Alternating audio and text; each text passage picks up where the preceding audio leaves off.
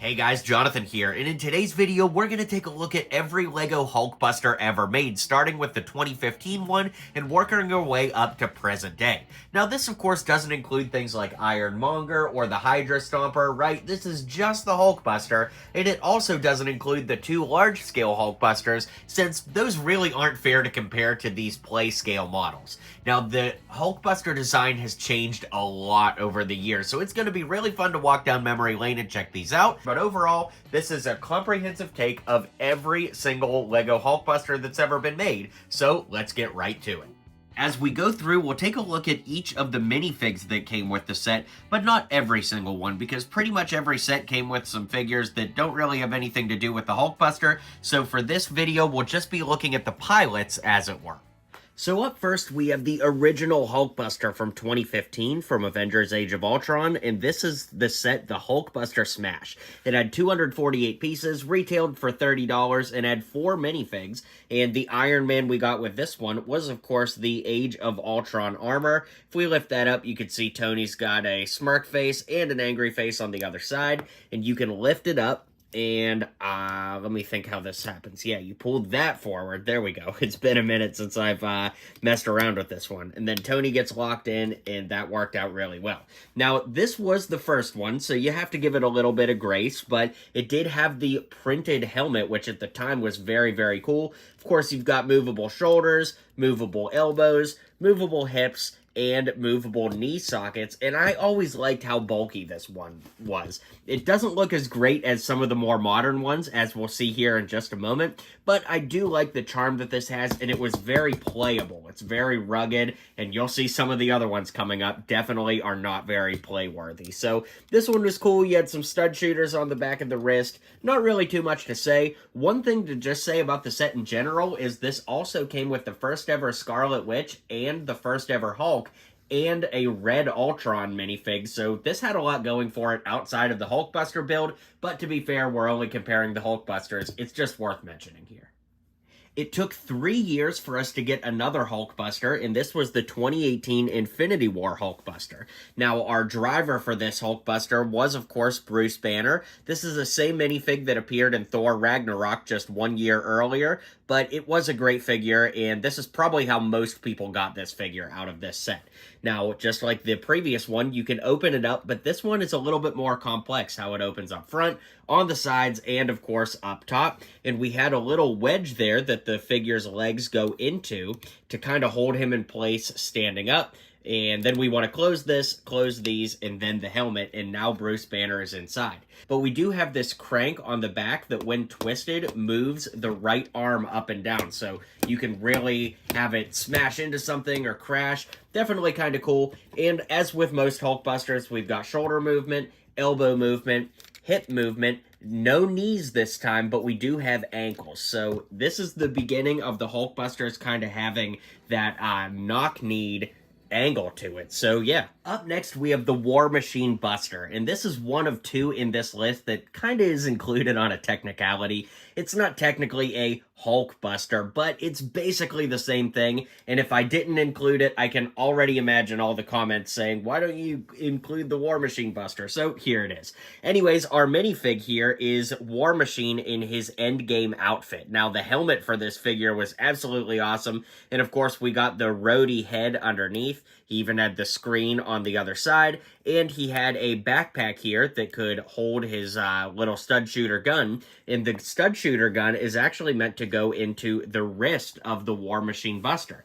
Now, the story behind this set is it came out for the Avengers Endgame wave of sets, and you have to remember that those sets really were probably difficult for the LEGO designers because they couldn't put out any spoiler sets for Endgame, so they literally just had to make stuff up. This being one of the things they made up is the War Machine Buster. So it's a little bit bulkier than any of the other Hulkbusters. You could see that you open up these and you open up this here.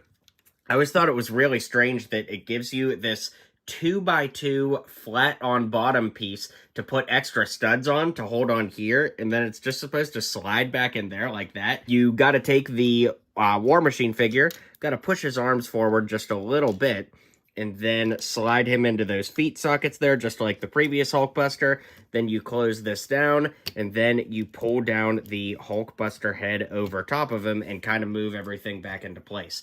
So interestingly, this has 4.5 written on the top shoulder because this is Mark 4.5 for the War Machine armor. As far as mobility goes, we once again have shoulders. We don't have wrist, or excuse me, elbow movement like the other ones, but we do have spinning wrists, and we'll see this come into play again in another Hulkbuster on this list. We have the hip movements here that move side to side and back and forth, and we have ankle movements, which have actually a lot of mobility to them. As we spin it around, you can see that, once again, we could put his gun right here, or you could put it on this side if you want. We have some flick fire missiles up top, and we have a stud shooter on a repeater, so when you twist it, it shoots studs out like this. So that's a pretty cool gun. I always thought that that was fun, but you have to be careful, because if this gets bumped a little bit, your studs are going to go flying.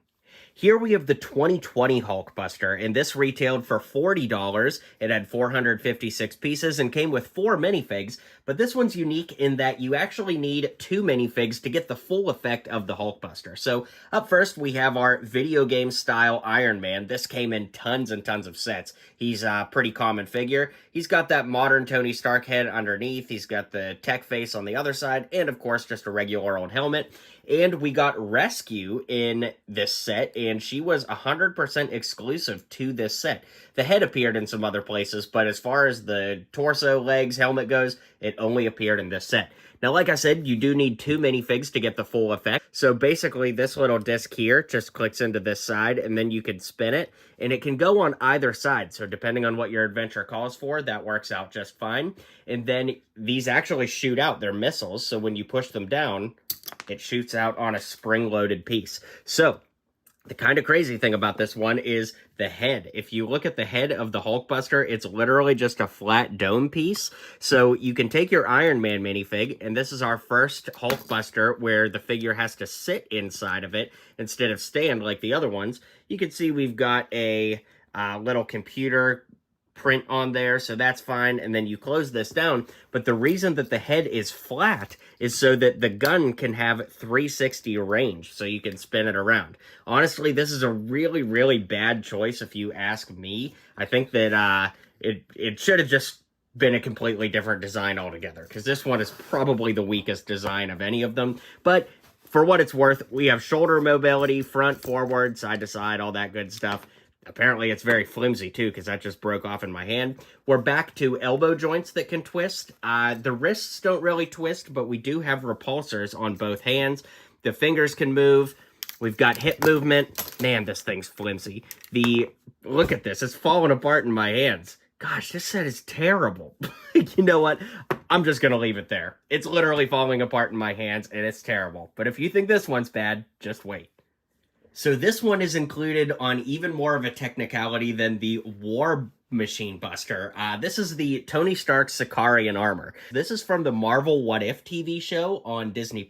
It comes with a Tony Stark minifigure to be the pilot, of course, and this is based off of his look in the first Avengers movie, because the What If episode is basically going to be like if Tony Stark fell through the wormhole at the end of Avengers instead of falling back through to New York if he just got lost in space. Then he lands on the Grandmaster's planet and he has to build this. So it's a Hulkbuster, I guess, but, you know, whatever. So we lift up the helmet here, and then we pull forward, and we're back to the figure standing up in the suit. So you see those studs back there. His feet lock into place. Then you push this forward, push these little tabs back, and then the helmet comes back down. Now, the last Hulkbuster we looked at, the 2021, was very, very flimsy. This one is just as flimsy, if not more. Now, this had like a very weird play feature too, where you could take off this part and turn it into a race car. So yeah, this one was really, really weird. Like, you have these wheels on the back, and I can't remember where this is supposed to go. I think the bottom comes out or something. It doesn't really matter. It's just super, super flimsy. I have a full review on this if you want to see the transformation, but I'm just going to leave it as is because it's obviously not a very intuitive transformation. You'd think it's supposed to just come apart, but I think I'm just going to bust it apart. So if you want to check out the full review on this, you can on the channel. I basically just included this so that people don't comment, why didn't you include it? All right, and now we have the 2023 Hulkbuster, which is a remake of the one from 2018. So if we put them side by side, you can see that there has definitely been a big upgrade over the past 5 years. So just looking at them side by side, it's almost like that Keanu Reeves meme.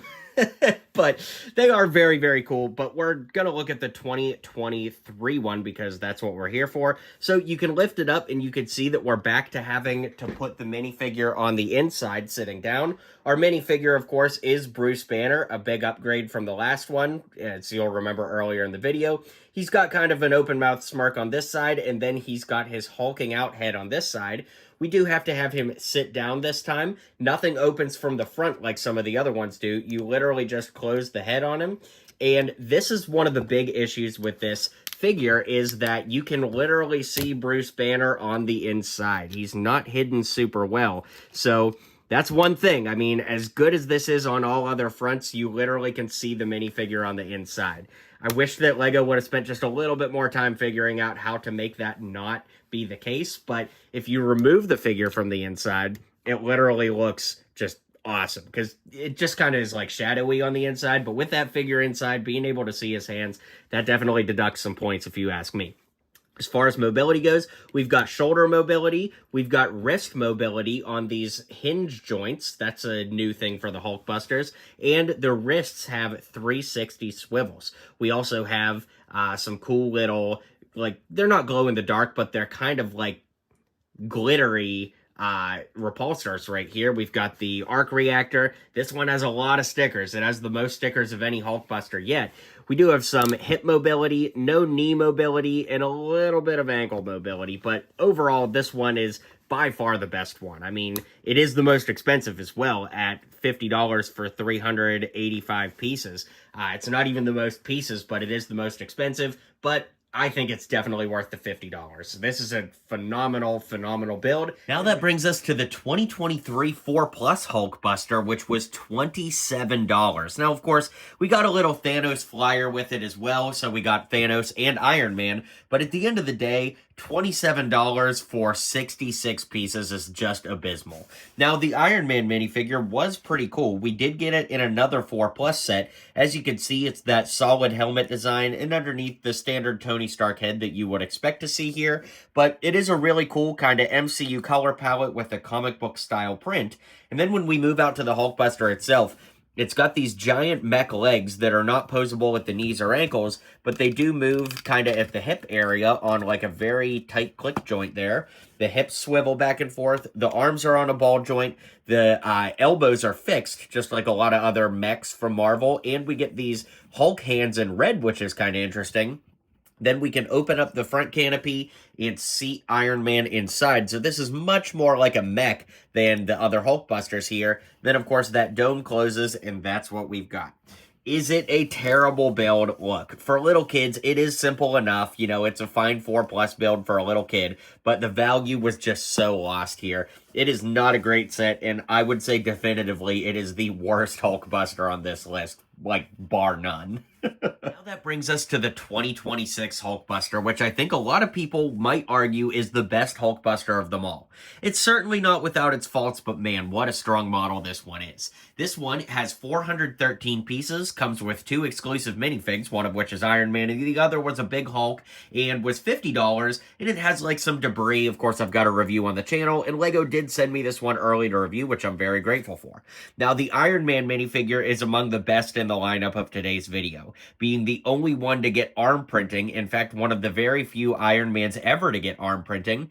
The helmet lifts up, and underneath you can see we've got Tony's face with the sunglasses for the very first time, getting that in 2026. And then we've got a big Robert Downey Jr. style grin on the other side. The torso and legs are the same print that we've been getting on the Age of Ultron Iron Man for a couple years now, but that arm print really just elevates the entire figure, and the new head is really nice as well. Now, onto the build itself. As you can see, it is very robust. The legs are in a fixed position using those mech joints, so you can't actually move the knees, but you can move them at the hips, so you could do like a running pose, or you could even move the ankles a little bit to do kind of like a flight pose. The one thing about the feet is you've got these power blasts in here, and yes, technically you can remove them.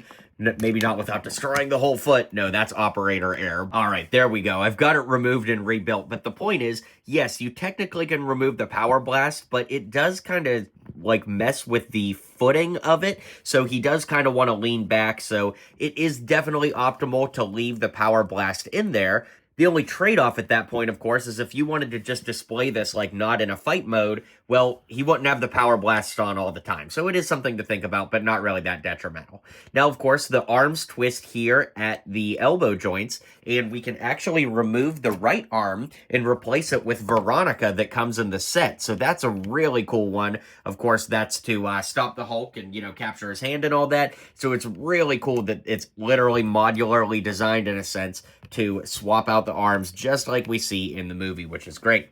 Now, of course, flipping him around, it's got a very nice build on the back. You know, I do kind of get bothered that we can't move those elbows, but for the play function of Veronica, I'm fine with it.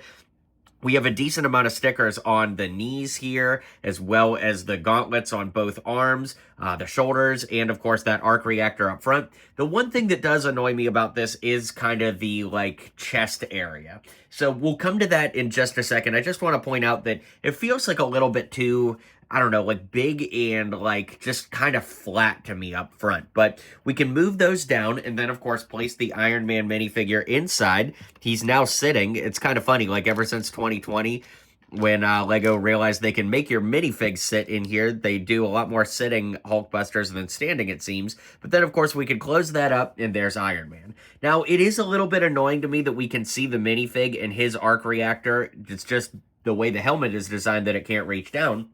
And that's the point where I want to reintroduce the 2015 version. Now look, there's absolutely no doubt in my mind that the new one is better than the original. And these, of course, are both based off of the Age of Ultron style for the build.